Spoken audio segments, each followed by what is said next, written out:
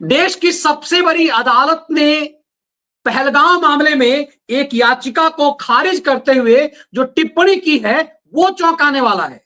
याचिका तो खारिज कर दी गई। याचिका यह थी कि याचिकाकर्ता ने कहा कि पहलगाम में जो कुछ भी पर्यटकों के साथ हुआ उस पूरे मामले की सुप्रीम कोर्ट जांच कराए और फिर राज्य सरकार और केंद्र सरकार को एक अपने तरह का आदेश जारी करे। इसी में असली खेल था। दरअसल याचिकाकर्ता ने खेल यह किया कि इस याचिका के माध्यम से यह साबित कर दिया जाए कि ये इंटेलिजेंस फेल्योर है, ये भारत सरकार का फेल्योर है, इसमें पाकिस्तान का कोई खेल नहीं है, असली षड्यंत्र ये था।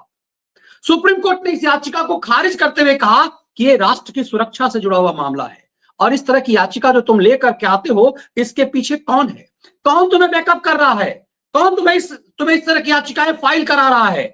इशारा आप समझ सकते हैं जो हम लोग अक्सर कहते हैं कि कोर्ट फिक्सरों का खेल।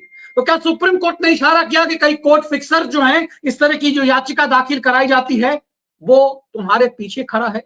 सुप्रीम कोर्ट ने याचिका ही ना सिर्फ खारिज कर दी, कहा कि तुम्हारे ऊपर कठोरतम कार्रवाई करने की जरूरत है, तुम्हें भारी जुर्माना करने की जरूरत है ताकि भविष्य में तुम इस तरह का खेल ना कर सको। ये सुप्रीम कोर्ट का नया मिजाज बता रहा है।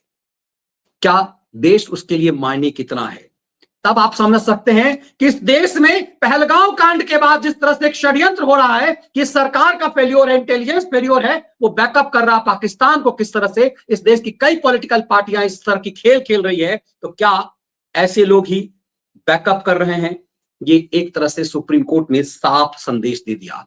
सुप्रीम कोर्ट की टिप्पणी ने चौंकाया है। जो प्रधानमंत्री ने टिप्पणी की थी, प्रधानमंत्री ने कहा था कि इस आतंकवाद और आतंकवाद के बैकर्स को हम वो सजा देंगे जिसकी उन्हें कल्पना नहीं की होगी। तो क्या सुप्रीम कोर्ट ने मोदी की भाषा बोलनी शुरू कर दी है? ये अपने आप में बेहद महत्वपूर्ण है।